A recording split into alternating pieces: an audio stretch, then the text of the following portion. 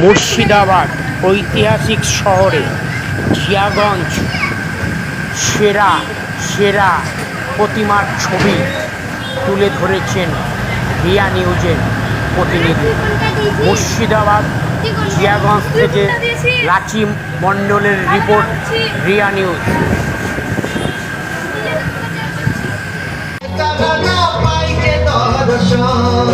লতি ধারে চাষে বধু মিছে